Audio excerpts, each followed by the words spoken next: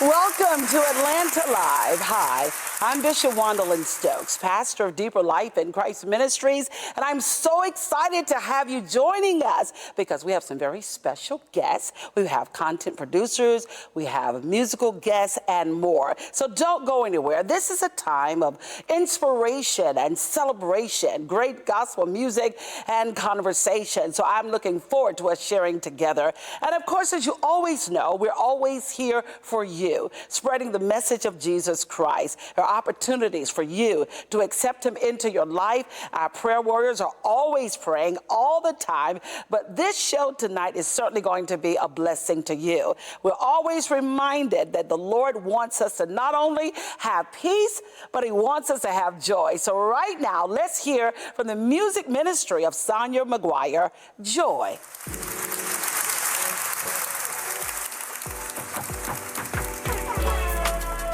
Come on, snap your fingers just like this.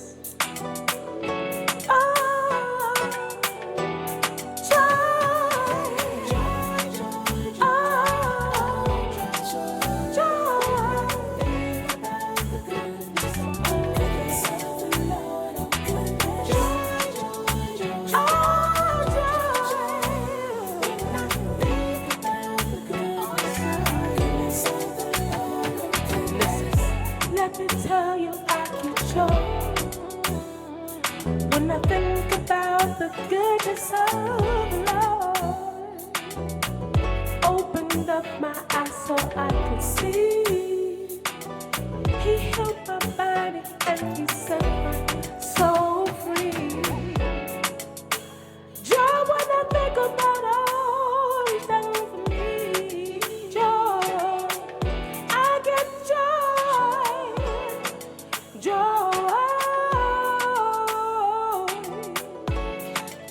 He kept me from many dangers, seen and unseen. Oh, joy, when I think about the goodness of the Lord. Oh, joy. Oh, he gives me grace and mercy each and every day. I get joy when I think about all the ways he made.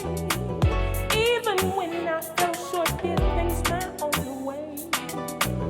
You loved me, forgave me, kept me. You gave me unfailing. I get joy when I think about what he's done for me. I get joy when I think about how he set me free. Oh, joy when I think about the goodness of the Lord. Joy, oh, joy when I think about the goodness of the Lord. When I think about how he raised me. When I think about how he saved me. When I think about how he brought me. When I think about how much he's taught me. Make me wanna clap my hands on you. Make me wanna do my dance on you. Make me wanna leap for joy in you. Make me wanna praise the Lord. Make me wanna clap my hands on you. Make me wanna do my dance on you. Leap for joy in you. Praise the Lord. Oh, joy. When I think about the goodness of the Lord, you give me grace and mercy each and every day. Oh, joy, joy, oh, joy. When I think about the goodness, oh,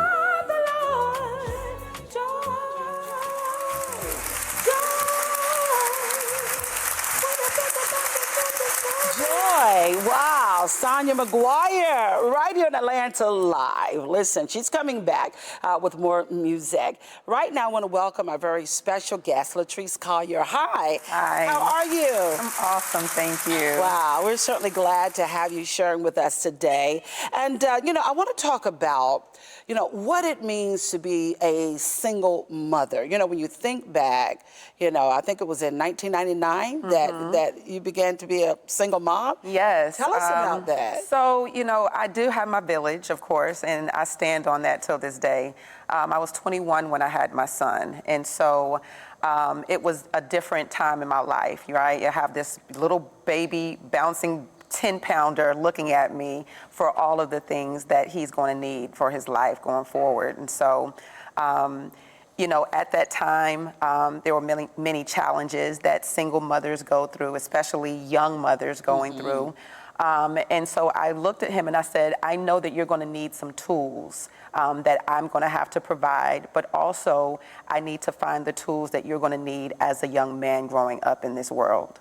Yes. Wow. So how did you manage it? Like, was it overwhelming at first to say, I'm a single mom and, I need the village, but before you really got the whole village, what did you say? How did you make it through that? Well, I have praying grandmothers and great-grandmothers, and, also the men, they are involved and very present in my life. And his father as well was present in his life and continues to be till this day. But I understood that it's going to take for me to want to read more, to learn more, to research, and to identify and understand the things that he's going to need to be the best person that he can be in this society. So. How did you learn the needs of the child? This is your first child, single mom. How did you navigate through raising a son and learning, identifying needs, and trying to meet those needs? Yeah, well, just first of all, paying attention. Okay. I tell all the moms in my organization, the first thing you have to do is first learn them. Understand who they are. You birth them, but you have to understand that they are their own person. They have their own identity. And so learning who they are, learning what they like, learning what they, don't like and how they're going to learn growing up. Those are the things that are very important. And so those are the key elements that allowed me, and in my village, the people that he was surrounded by to understand, okay, these are the things that he is going to need to be successful. Well, back in the late 90s, right, coming right into the 2000s, sometimes there were like stigmas about single moms. Did you experience any of that? I did, but I keep referencing my village because, again, even though I was a single mom and he did have his father present, and I have a praying family. And so those things that I knew that I would have challenges with, the adversity, the statistics say, if you're raising this young man, he's not going to have this certain thing, or, if you're not having that emotional attachment, then you're going to set him up for failure. So those are the things that were dear to me. Those are the things that I started off with a strong foundation with. And so because of it, I was able to pass it along to him. And so because it was in me, because it was built around me, I was able to pass it to him. And that is the importance of why I'm wanting to have this type of organization to give the moms, not just single moms, mothers that are raising young men, that are raising boys to young men, give them that foundation and those tools and resources they need so that they can pass it on to their sons. Wow, that's great. Now, we're talking with the founder of an organization called WATC, and that's Mothers and Their Sons. Yes. And so how long after you gave birth to this son did you start this organization? Well, I started it in 2010. Okay. He played T-ball. He's 24 now, and he's in the Air Force. Okay. So he's currently in South Korea, and so that was a little insert there because I'm so proud of him. That's awesome. And so I started it in 2010. God gave me this seed, and I said, I want something that I was looking for. at 21. I want to provide to other mothers what I was searching for, what I knew was needed for the young boys in the community. And he played t-ball, and of course we had that village of the baseball moms and the baseball boys, and I was known as, that's Paulie's mom. But I also knew that I wanted to just create something that they can take away from, not to just come to the table to complain, but to walk away with something that they can, use during the week, or, those challenging moments, those moments when they're just like, Lord, why? And God, how? Okay. And so, and I put it down, and the enemy has a way of, when they see something in you, it's just like, I'm gonna give her all of these challenges, and I'm gonna say, this is not right, this is not possible. And so I sat it down for a few because life was lifing at the time for me. Okay. And I had gotten married in 2009. And so I went back to work and I kind of sat it down, and then people from the community, it was like, where's Matt's? We need this program. We need this organization for our boys. They need something. They need, and the moms, we need something. And so I picked it back up, and it's just been fire since. Wow, that's amazing. So with the organization, you have an event coming up, or this program in terms of building the bridges. Yes. Tell us about it. So building the bridges is exactly what it is. We have to get on a bridge to go from one area to another. And so with my moms and sons, I want to make sure that we are establishing that healthy well-being foundation for me as the mom to understand and identify with the challenges, with anything that my son is going through. I'm able to say, yes, I see you. Yes, I understand. And these are the tools that we're going to come to together. Learning your love language. Moms don't understand that that's a thing, because they're just like, oh, that's a love language. That's between me and my spouse, or, me and my significant other. No, you have to understand that love language with your son as well, and how he learns. And so bridging the gap, building that bridge, is not just the love. It is academically, it is emotionally, it is spiritually. We're growing together, where we are leading, we are learning, we're living, and we are evolving together. Wow, that's great. Yeah. How would you say moms are instrumental in helping young boys to communicate? Oh my gosh, like, where do I start? I mean, just the resiliency of it, right? Just the emotional attachment to it. I hear mothers talk about their sons all the time. Like, I feel like I'm a helicopter mom. I feel like I'm hovering over him a lot, and I feel like I don't allow him to fall and, do critically thinking skills. And so those things are, the skills that we focus on. And it's very, very important for us as mothers to identify and say, okay, where can I strengthen this relationship? Where can I work on this relationship? I had a mother, we had an event, it was a game day with mothers and sons. And I don't know, I'm telling you my age, but it's a show a long time ago called That's My Mama. Okay. And so I named the game That's My Mama. Okay. And so the son would have to get in front of his mother, and questions were asked about her. Okay. And so one of the questions was, what is your mom's favorite color? And I had like 6 or 7 questions, right? This one son got all of them right. And his mother's behind him, and she is bawling, like she is crying. And I'm telling all the mothers, like, okay, where's my village? Like, everybody, we need to see what's going on with this mom. And after the game is over, and I said, please tell me, did I say something wrong? What was going on? And she said, I didn't know that he paid attention to me. I didn't know that he understood me. And she said, most importantly, I didn't know that he loved me. Wow. And so I think that it's important for us as mothers to, first of all, make sure that we are identifying the need. Okay. We all know our children. Yeah. I can't tell you about something in your house because you'll say, Latrice, I know my house. Yeah. So we know our children, and I think that it's time, it's overtime, it's past time. We need to step up and make sure that we are identifying those needs so that the statistics can go in reverse.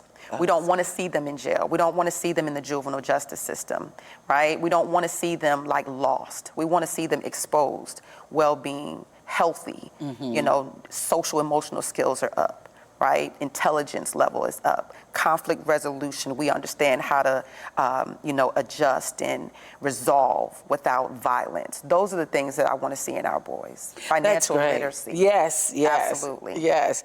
Well, how does your organization help mothers and teach their sons to clean up their rooms? That's another show. We can't do that today. Okay.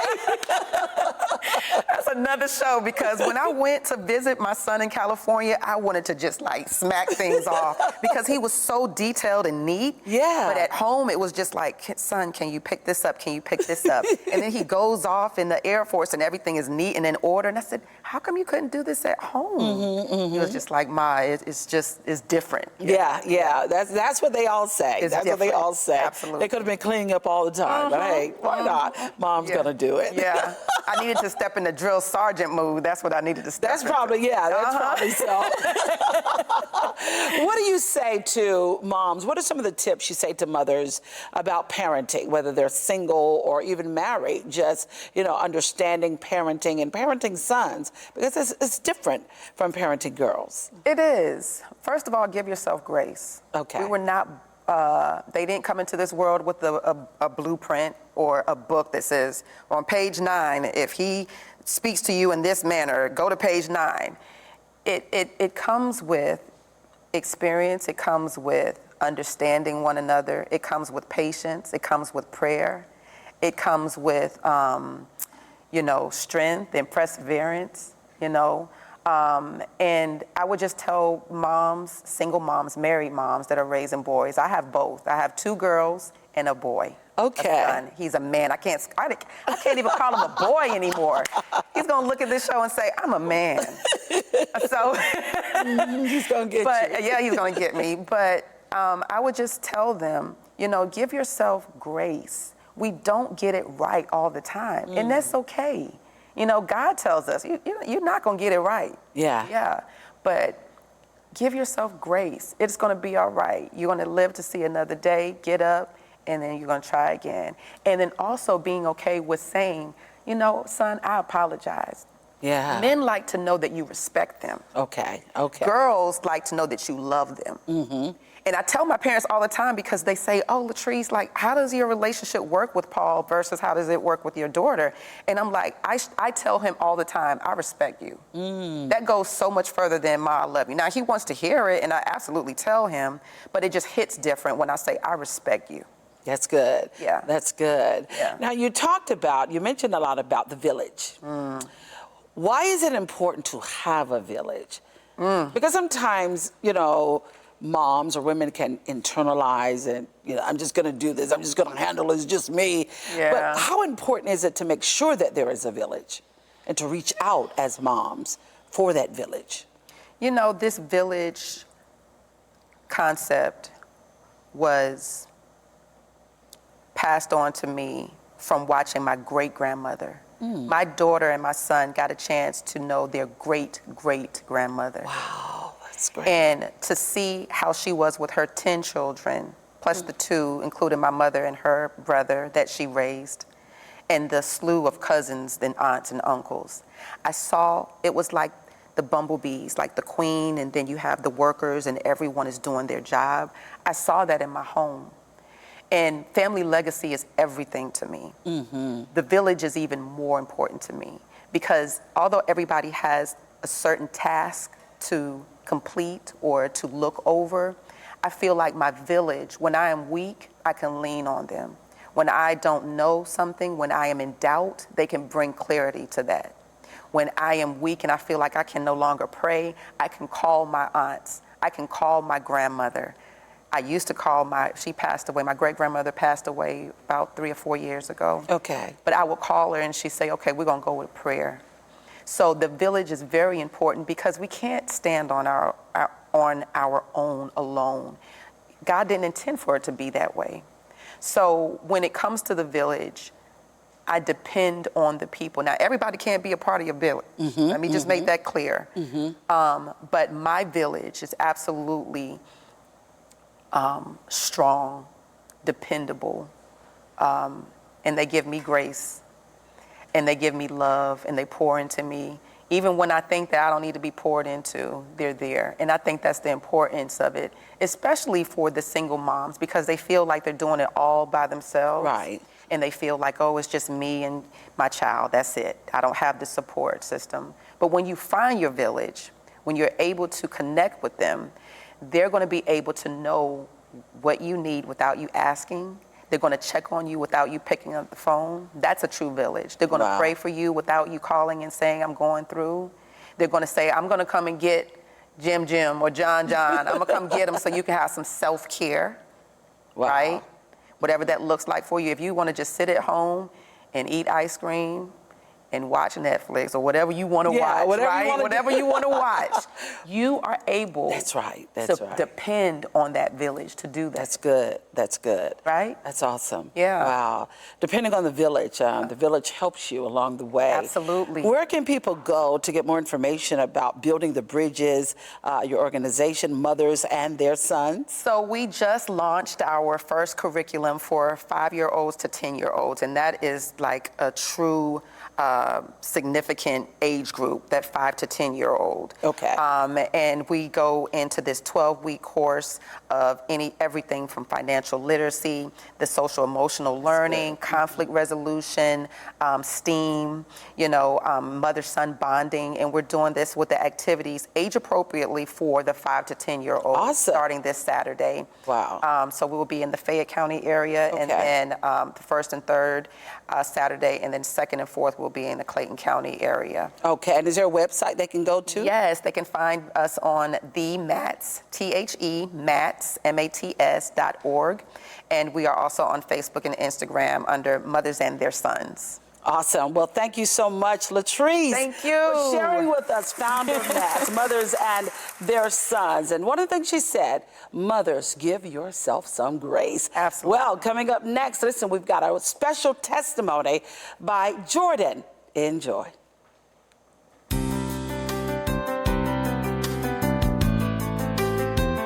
I'm evangelist Jordan Coletta with JBB Ministries and the Jordan B Band, and this is my story. I had always wanted to be a singer, and no matter what I tried, I just couldn't do it. I could play a number of instruments, I just couldn't sing. And I said, well, I'm going to go ahead and take some lessons. So I started lessons, but it was very clear it was not going very well. So, I was really at a point of having to make a decision. And I decided, instead of quitting, I decided to lift it up to the Lord and let Him do His magic. And I said, Lord, if you'll give me a voice, I will only sing Christian music. And right after that, I could sing. And I've always held to that promise. I became an overcomer, and you can be one too.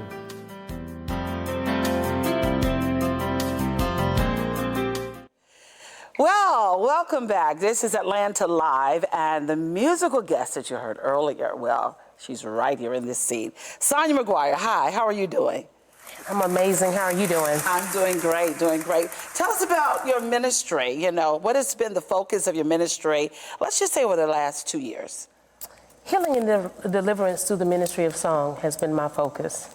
Wow. There's been so many people that have been quietly, silently hurting, and have hidden behind, just going to church and leaving the same.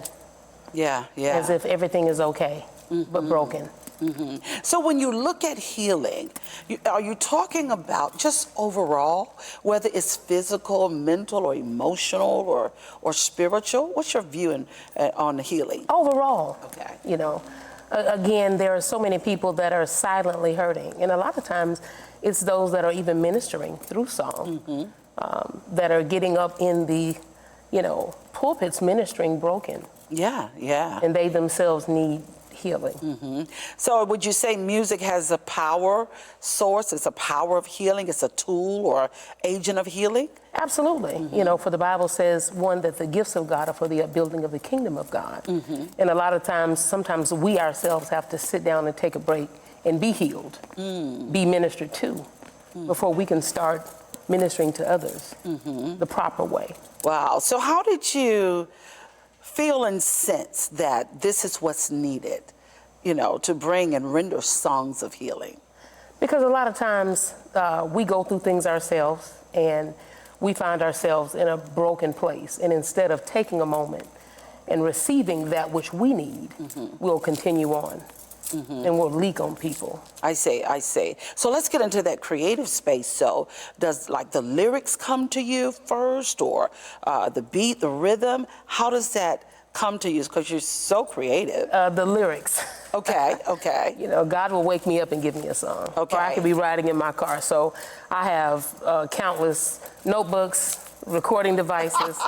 It doesn't matter. Wherever I am, God will give me a song. So the first song you did was Joy. How did that come to you? Well, Joy was a remix because I got a better understanding of joy. Okay. After being, at a place of what I thought real joy was and having a bit more clarity on joy. So it was a remix, a refreshing of joy, of my experiences. Wow. So what have you been working on musically, or what can we expect in the days ahead? God has given me so many amazing songs. Everywhere you go, When, By My Side. I mean, so many songs that God has been birthing in me, and I'm excited to share because I'm getting ready to drop. I'll be dropping in April. I'll be dropping again in June. I'll be dropping again. So I'm going to be dropping songs every couple of months. So I'm excited. Wow. Have your songs changed over the years? Did you find yourself singing one type and shifting to another and then to another, or has it always been a mix? It's always been a mix. God has always given me an eclectic style, if you will. Okay. Even with Everlasting Life, it was a very traditional song, but it had jazz standards on the leads. Okay. Well, it was always a mix, So a lot of songs that I released back in '09 are still on the radio today, So it was kind of like, through time. But God has always given me, just interesting, creative sounds, songs. So. That's great. And even as an international artist, what is one moment you can remember that kind of stands out to you the most, memorable moment? Watching God transcend language barriers. Oh, God, it's amazing. The worship experience, it turned from a concert to a worship experience to where I had experienced a young lady come up to me, tears-filled, eyes, and could not express verbally, but the presence of God was so heavy in the room, in the worship experience. And all she could do was cry and wanted to hug me, and the translator was telling me that she felt God so prevalent and so heavy in the room, and that she was experiencing the move of God, and we just began to worship God right there, even the more. So watching God transcend language barriers, cultural barriers, just watching Him in a whole nother country move miraculously and mighty.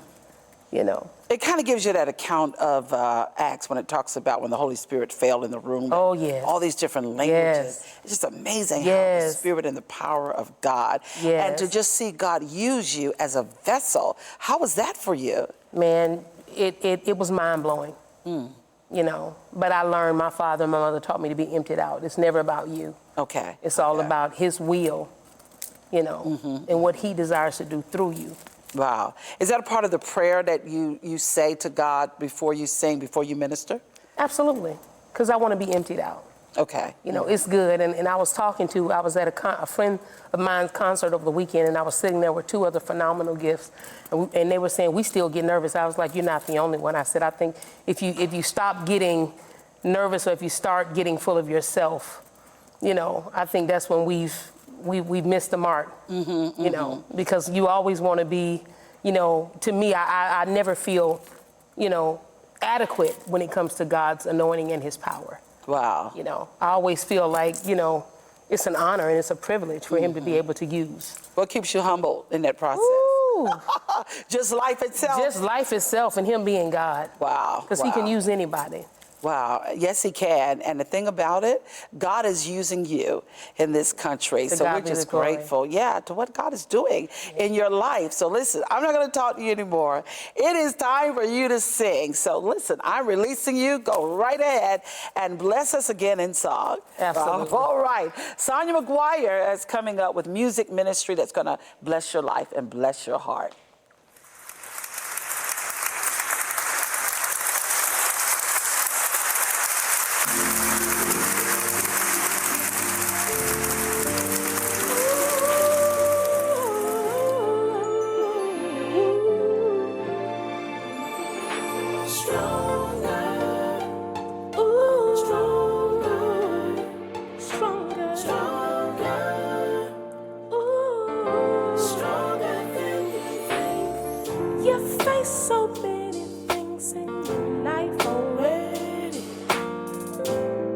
things you struggled through left you broken and feeling heavy.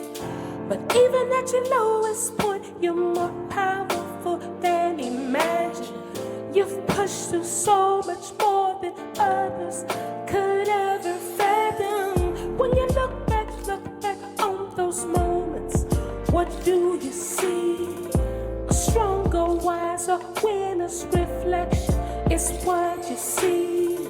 Strong enough to pick up the broken pieces. Strong enough to get back up and fight again.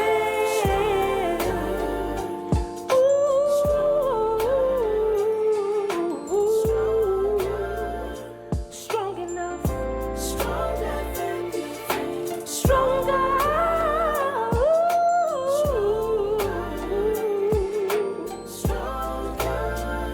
Strong enough, stronger than you. See that you made it through all these situations.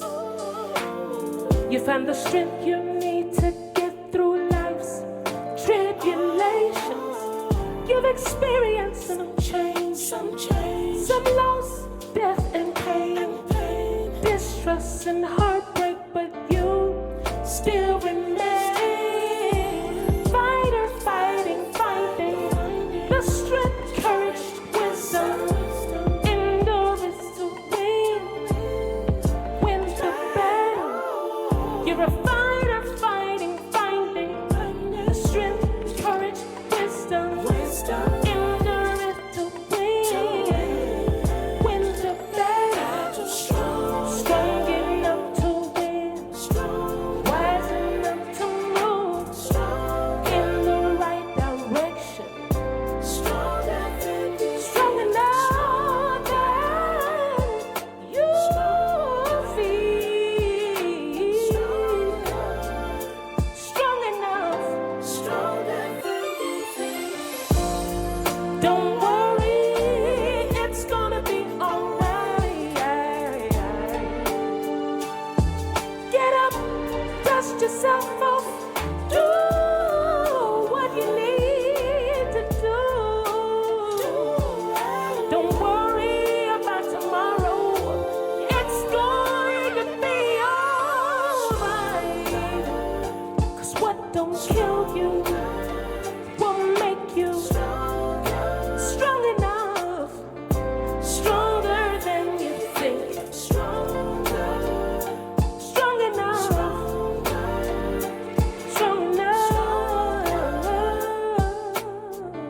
Stronger than you think. Stronger. I know you didn't think you could make it. Everything that you've been going through, it's gonna be alright. Gonna be alright. Stronger, stronger, stronger. Build up your muscle. Don't avoid the weight. It's gonna be alright. It's gonna be alright. Stronger.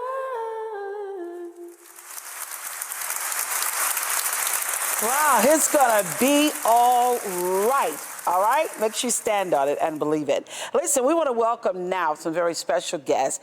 They are producers and they're doing some amazing thing. Don Thomas and Lyric. Hi, how are you all doing today? Grace and peace. Awesome, Grace blessed. and peace. Happy to be here. It's good to have you all here. Yeah. Well, you all are producers, and Don, let me start with you. I mean, you are creative. You're the producer. Talk to us about production and producing, like good media content. First, thanks for having me on the show. I'm Don Thomas, Director of Operation for DeFan Films. I just recently, I've been the Director of Operation for so many years. I just recently inherited a position as an Executive Director. And I say that to say I've been teaching film production before and behind the scenes for like over a decade. And I learned from Reverend Twin Brown, which were the founder of the longest running spiritual program on the air back in the tri-state. I went up under him. I learned. I started teaching. I ended up taking over, copying the program out in Vegas, which we have a studio there. We have a studio in Houston, and now coming to Atlanta, we want to continue to teach youth about making the positive outshine the negative through film and television production. How critical is that even now, like in this day and age of productions, films, and people doing all types of things on the internet? How does that play out today, and why is it important to help youth to really give positive content? Right. So Twin when he was teaching film production, he was doing it the old school way. Okay. And I noticed, or was like one of the oldest individuals in the class, and noticed how the generation kind of, they're in the phone, their attention span is not that long, and things of that nature. So I developed a situation where I know you can do this with your phones. So I deal with a lot of celebrities doing film production. So I tapped into them and asked them, hey, would you allow this person to come in and film you, or allow the students to come in and film big production? So that was a drawing card. I find out what the youth are interested in and give them the opportunity that they can say, oh man, I really like Michael Jordan. I see them doing that. I say, okay, well, I'll reach out to Michael Jordan and get an interview so that they can pull the youth in it. So that has been the main drawing card to get the youth involved, giving them opportunity of something that they wouldn't normally do. And the other thing about our program is, when you go to school, you're not guaranteed anything. They give you an option that you can do an intern, but through our class and workshop, we guarantee that they will have a job because we employ them. Wow. With the film productions and things that we're working on. And so that's pretty much what it is. And now creating a TV studio that we do programs, faith-based programs, that allow them to see another side, that they would have to work actually harder after they went to school. So yeah, we keep it in, we know you can do these things on a phone, but I think that's more video, more than introducing them to film, being creative as film. Yeah. So I think that's the niche. That's good. And that's through the He Empowerment? No. So that's through Community Communication Corporation, making the positive outshine the negative. That's our community program.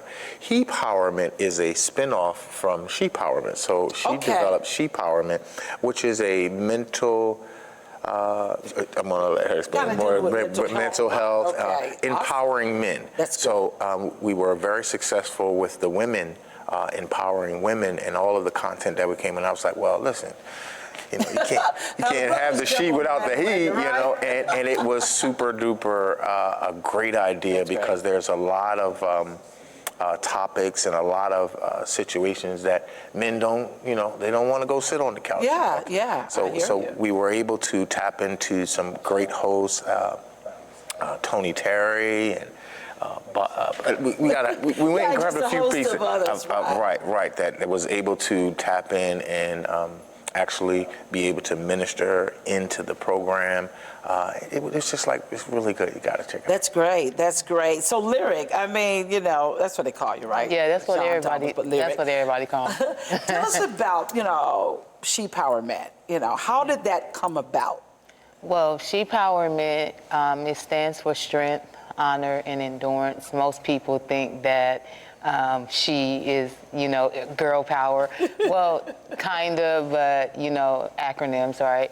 So she stands for strength, honor, and endurance. I feel that every woman has, had to endure, has had to be strong, and we deserve to be honored, for standing. With so many things going on, and I just wanted to have something that honored real women that had real stories And yeah, so that's kind of how it happened. Being an artist, just, being an artist and creating something that I thought was dope. I was like, yo, we need something for women. That's right. Of That's God. right. That part. Absolutely, absolutely.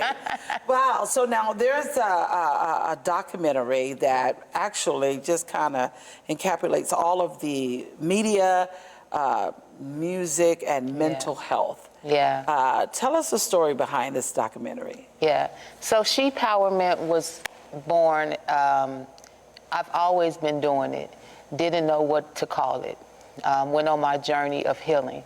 And I'm here, I'm an artist, I'm a gospel rapper, motivational speaker, mentor to youth and young people. Yes. That is my heart. That is, I love to do it. I can do it sleeping, it's just, I love it, right?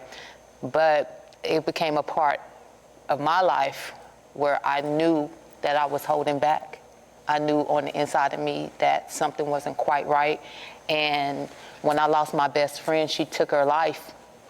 And she was the one that brought me to Christ. I could honestly say that I lost a part of me, like where I just was like, and I met this gentleman before he was my husband. He was a friend, and I was just like, I don't know what I'm doing here. I need to figure life out. So because everybody's pulling on me to do music and stuff is about to happen big for me, but before I do that, I'm so authentic, Yes. My relationship with God was not in a church. I'm from the streets, so God pulled me in a whole nother way. So I would not get out here and play with God. That's one thing I won't do.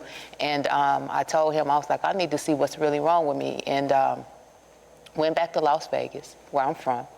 I said, I don't know, just turn on these cameras. I haven't been able to go this place for almost 30 years.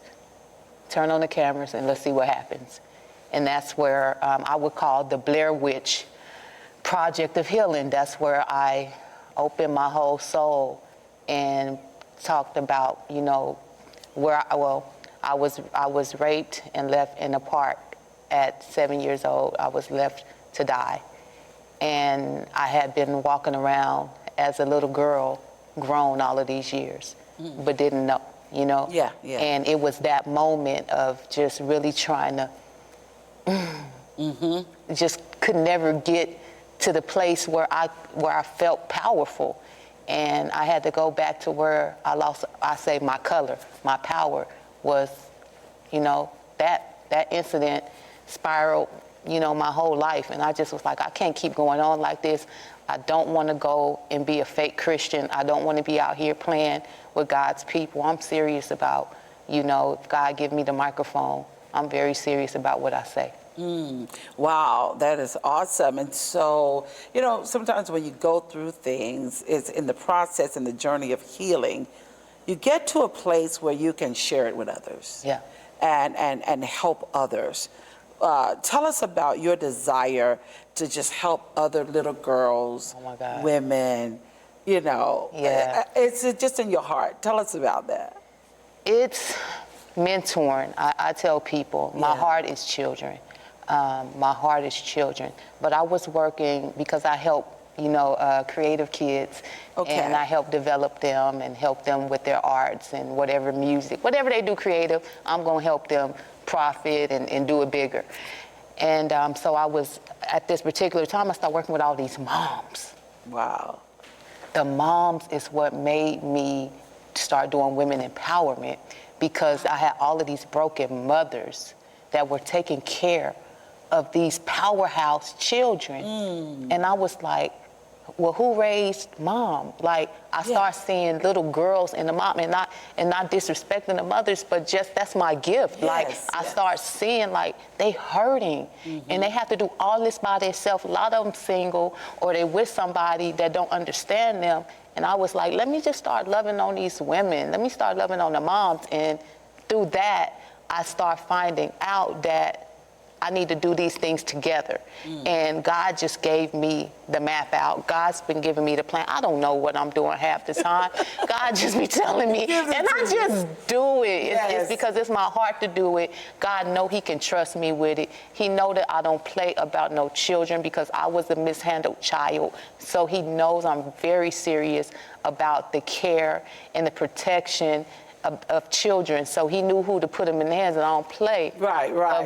that's that street part, okay? That street part, I don't play about God's children, okay? Yeah. So it was that. It was just seeing the moms hurting and seeing that I could help and that I could be a sister and that I can be a friend to them, and that's where She Empowerment came from, really just, being a sisterhood for my mommies. And then it grew to be like, it's growing. And so I can't, sometimes I'm a loss for words with the growth because that wasn't the desire. I just desired to do what God put me on this earth to do, and that's to love people with God's heart and treat them the way I want to be treated. And I know suffering in silence is what, allowed my friend to take her life. And I just don't want people suffering. Yeah. Because have you found that a lot of women hide behind, the mask, they're smiling because they the have beat face. Yeah. Because you can get so pretty. And you have been trained, and life has been life in us, especially African American women. Life has been life in us forever. So you just learn how to, what I say, thug it out and figure it out. Okay, and then when you get a little God with it, when God comes into your life, and then you learn strength from another aspect, so you'll easily mask it and hide, that's under right. God, and not use. I'm like, we know how to sacrifice so much. Yes, we do. But we don't know how to be obedient. When are we taking care of ourselves? That's what God gave me. Like, you good at sacrificing. You know how to do and take a break. You know how to do all of that. Yeah. But when are you going to listen and do what you put on this earth to do? And telling my story is what I know that I've been put here. I didn't go through that for nothing. And I have strength in it because I can stand on the healing. I did the work. I cried the tears. I care. I've surveyed other women. I'm very, very, very passionate about helping women share their stories. And with linking up with my husband, now I'm able to take those visuals and help you make documentaries, help you turn your books into movies, docu-series. Just really, God has blessed me with so many. Wow. I keep. It seems like you both are still in amazement of what God has done. It's happening so quickly. What's the name of this documentary? What's the title of it? It's called Beauty versus the Beast. I love that. I love that. Where can people go to watch it, or Absolutely. So you can definitely go to my network, which is loknetwork.tv. I am MsLyric.com. That is you can find all my social media there. It'll even bring you to my network. So if you go to loknetwork.tv, you can find me there. I am MsLyric.com. You can find me there. We're going to bring you there either way. We're going to bring you here. You're going to see everything that we're doing because the mission is to just help you. Mental health is wealth. That's the real wealth. That's I tell people, healing is the real bag. Once you heal for real, then you're on your way to being a great, amazing person that you were created to be. Wow, that is so true. Heal for real. Heal for real. I love that. Yeah. Well, listen, continue to do what you're doing. Mentoring young men, empowering young men, mentoring young women, empowering women, and just shedding light and helping to grow and helping others to understand. Don't just do it on your phone, taking those videos. Let's take you into film and producing videos. Keep it up, all right? Thank you. Don Thomas and Lyric, much love to you. Coming up, Sonia McGuire, I Am Here.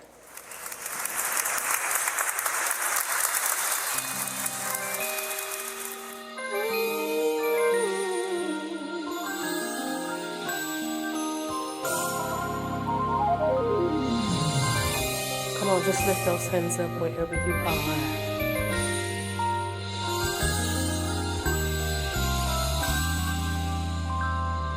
so you don't feel like you can make it.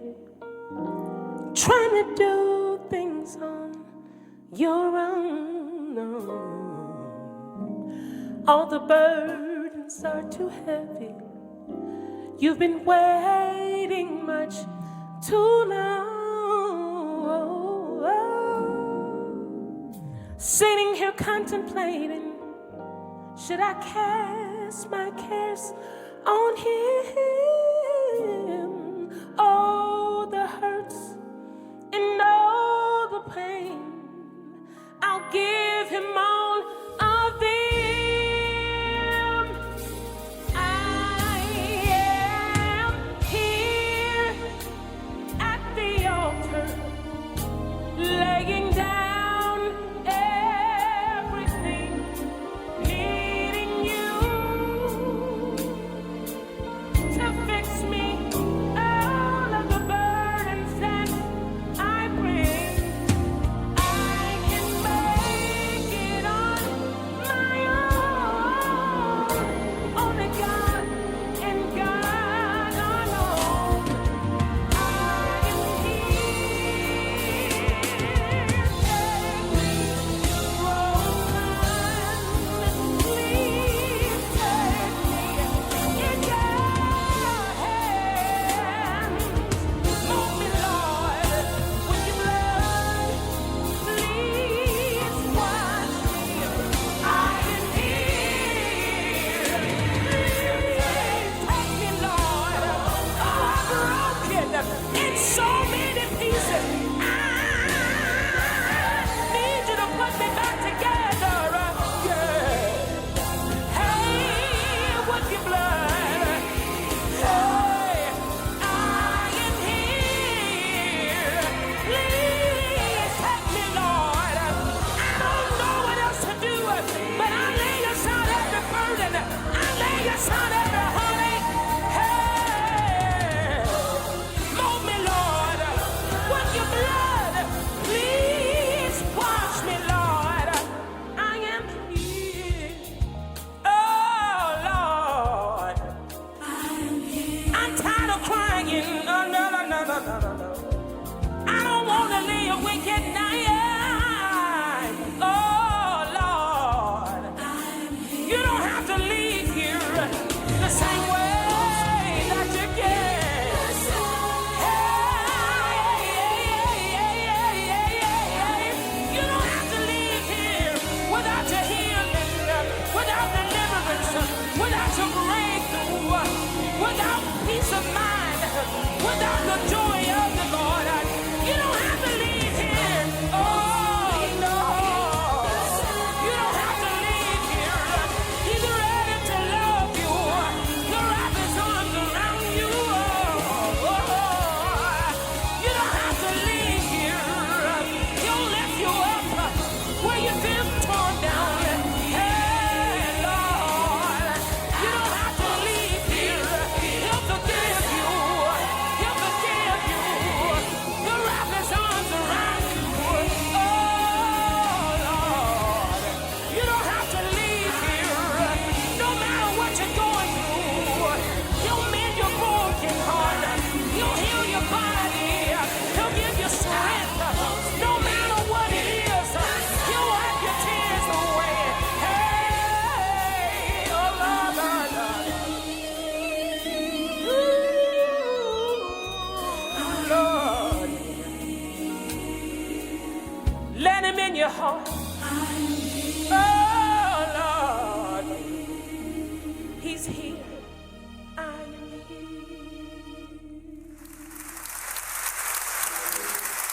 Hallelujah. You can't help but to worship God on that song. I am here. Sonia McGuire just blessing us with music. And you know what is so important for you to understand and just know about God, that you don't have to be in a physical church to have an altar.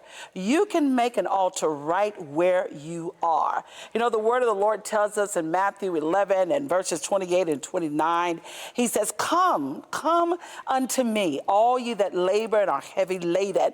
And guess what Christ will do? He will give you rest. And you know, that passage is a call to action where the Lord is calling upon those who are battling life without hope, where the Lord is calling upon those who are trying to handle life and unexpected things that happen, things of uncertainty, sickness, financial challenges, whatever they may be. He says, come unto me. And right there where you are, you can create an altar and begin to pray unto the Lord.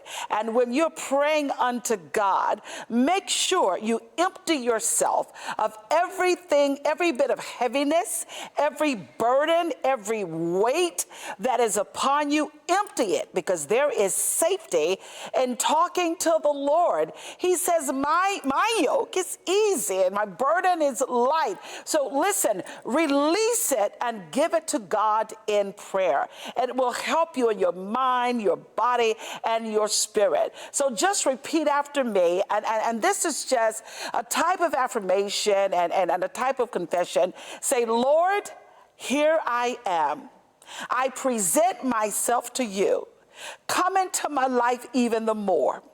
Lord, I cry out to you to help me, for I cannot help myself. I trust in you, O Lord, for you are my rock. You are my refuge, and you are my strength. And Lord, from this day forward, I will lean and depend on you. I will trust in you. For you, O God, are my salvation. For you have declared in your word that you are a very present help in the time of trouble. Lord, I thank you for our time together, and continue to walk with me throughout the day, throughout the night. Walk with me, oh God. Hold me up, even when I feel like I can't hold myself together, even when it feels like you're breaking into pieces. Ask God in this prayer, hold me together. And I promise you, God will do just that. And at the end of this prayer, just begin to thank him. Just begin to praise him. Just begin to glorify him. And while you're doing that, God is at work. God is in action. Have a great day.